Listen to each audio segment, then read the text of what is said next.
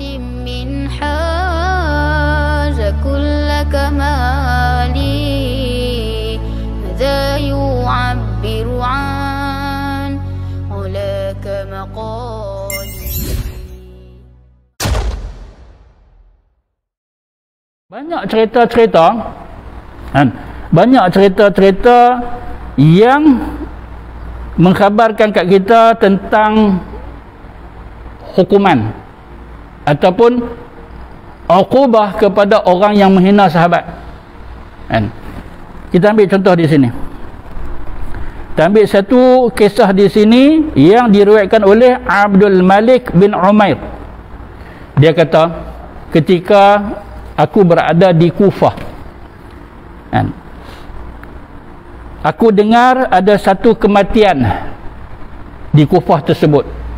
Dia duduk di Kufah Iraq, dengar satu kematian. Satu orang ni dah sah meninggal dah.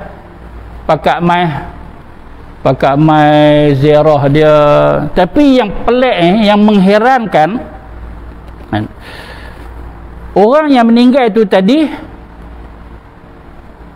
dia buka balik kain kapan dia. Orang dah kapan dah. Tarik dia buka balik kain kapan dia.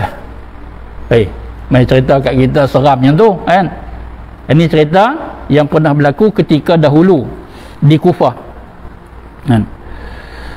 Maka orang pergi habaq ke dia tentang keadaan mayat tu tadi. Syekh, mai tengok Ustaz. Meninggal dah. Tak ada dah meninggal, ikut dia pensan dah. Betul disahkan dia meninggal. Tapi tiap kali kami tutup dia dengan kain kapan dia buka balik kain kapan dia. Maka Syekh ni pun masuk bertemu dengan mayat. Dan mayat tu tadi memang macam mereka sebut tadi, siap di kapan, tapi dia buka. Tapi masih ada lagi kain kapan di tubuh dia. Duk menapah, tarik, lepas tarik, meninggal dah. Dia buka kain kapan dia macam tu sambil duk menapah. Orang tutup pula muka dia dengan kain kapan tadi. Wa alqa thawb an wajhi, maka dia pun buka balik. Apa duk tutup muka aku pasal apa? Meninggal dah. Yang berani tu sembang macam tu lah. Kot kan? Meninggal dah. Kami pun kapan lah. Nak kapan lah ambil tutup muka ni pasal apa?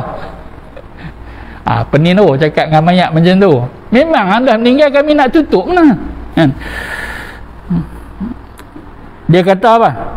Dia kata, binasalah aku bila Syekh ni masuk, tutup, dia buka pula. Dia kata, binasalah aku api neraka.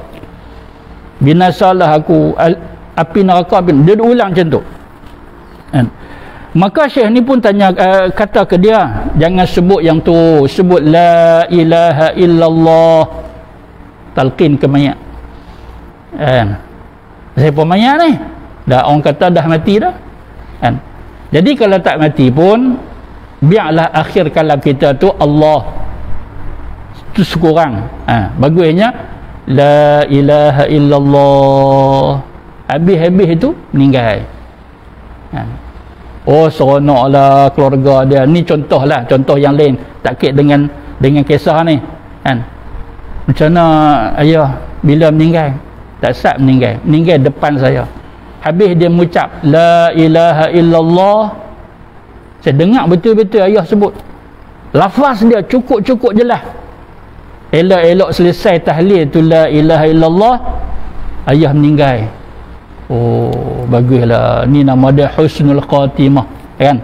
Begitu kita nak begitu. Ini cerita orang ni pula, apabila Syekh ni kata sebutlah la ilaha illallah, dia kata tak boleh sebut.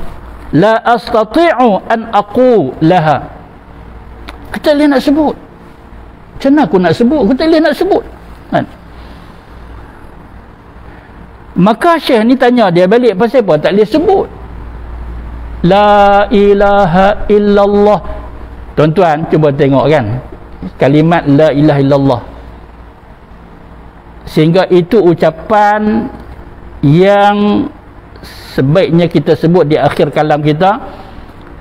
Dan walaupun orang tu tak apa sihat kan, masih boleh sebut kalimat itu, sebab kalimat itu hanya lidah, dia tidak menggunakan bibir kan, bibir tak guna. Tak percaya satgi balik buat depan cermin kan, tengok buat depan orang pun tak percaya juga.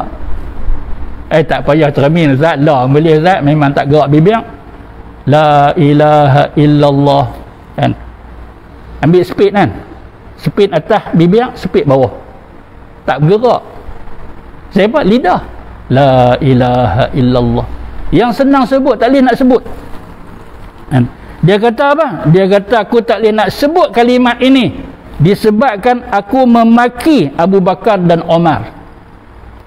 Balasan dia apa? Tak boleh nak mengucap.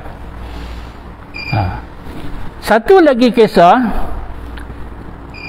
iaitu diriwayatkan oleh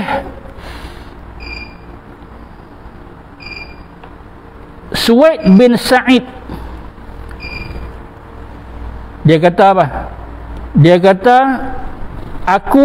dia menceritakan tentang satu muazzin ni tukang azan, cerita ke dia, satu hari aku dengan pak saudara aku keluar ke satu tempat,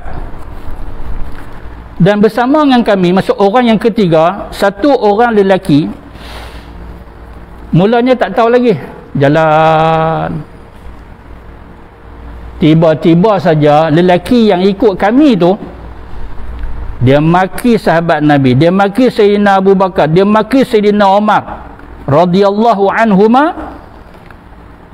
Aku ni dengar panah telinga aku, pedih hati aku. Aku larang dia, pasal apa ni?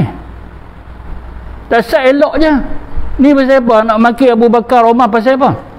Dia marah kat orang tu. Orang tu tak peduli, dia duk maki juga. Akhirnya muazzin ni dia kata apa? Dia pakcik dia senyap dengar kau ni lah antara mereka ni. Yang ni duk maki sahabat Nabi, yang ni pula duk larang. Lah kali muazzin tu kata apa? Lah ni macam ni lah, hang buat haluan sendiri. Aku dengan pakcik aku nak berjalan, tak mau dah dengan hang. Oh, duk maki sahabat Nabi ni. Tak apa, dia kata tak apa, kau suka kan? Akhirnya mereka ni berpisah lah kan? Apabila jalan beberapa minit begitu, dia kata kat pak saudara dia kata, rasa macam salah juga, rasa serba salah. Wahai pak saudara aku, macam mana? Dia cari balik orang tu, jalan kan, siang kat dia jalan seorang-seorang, kok jadi apa-apa ke dia. Dia rasa kesian pula kan. Tak tahulah, mungkin kawan tu tak pandai perjalanan ke, nak arah ke mana dia tak tahu ke apa, kesian kat kalau dia sesat. Dia timbul perasaan yang macam tu kan. Akhirnya sambil duduk jalan-jalan, dijumpa satu budak, yang budak ini kawan kepada orang yang duk kutuk sahabat tadi tu kan. Budak ni mai tuan, ini yang jalan dengan tuan tadi tu, Allah Ta'ala ubah dah dua tangan dia jadi dua kaki babi kan. Tak tahulah, mungkin dia guna tangan dia biasa pukul Abu Bakar ke Umar, ataupun dengan tangan dia buat syarah macam tu, apalah Abu Bakar, apalah Umar. Akhirnya dua tangan dia berubah menjadi kaki babi kan? Nampak bahayanya hina sahabat. Tak apa kan? Pergi cari dia, mai sekali jalan sama-sama dengan kami kan? Jadi apabila sampai ke dia, dia pun bagi tahu yang Allah Ta'ala sudah ubah dua tangan dia menjadi dua kaki babi tu. Kami pun berjalan dengan dia. Tiba-tiba masuk kami ke satu kampung. Kebetulan kampung itu banyak menternak babi. Kan? Masuk saja, dan dia ni tengok-tengok, kan, kita nak kata apa? Sekawan lah, kan? Bukan kawan kita. Itu ibarat orang kata sekawan gajah, ni kan, sekawan babi. Dia tengok, kan, geng-geng babi ni, dia tengok-tengok terus dia menjerit macam babi. Kau duduk rendah, berubah satu badan jadi babi, kan? Yang ni, kisah ini juga berlaku di mana? Berlaku di Kufah. Ini tadi cerita lain, ni cerita lain. Tadi mayat bergerak, meninggal dah, gerak, kan? Siapa tak boleh nak sebut la ilaha illallah? Tak boleh. Mulut ni pernah maki sahabat Nabi. Yang ni pula, siapa tangan jadi macam ni? Ajar tanya, padahal tahu dia tak sah, duk hina sahabat Nabi, berubah, kan? Tapi yang dahsyat tu, kokok lah tak apalah, lega ke, kerat tak mau, rasa malu pun, kerat tangan, kan? Masih ada badan dia manusia. Tapi masuk kampung yang ada babi ni, habis satu badan dia bertukar menjadi babi, kan? Kisah ni berada dalam kitab-kitab yang besar.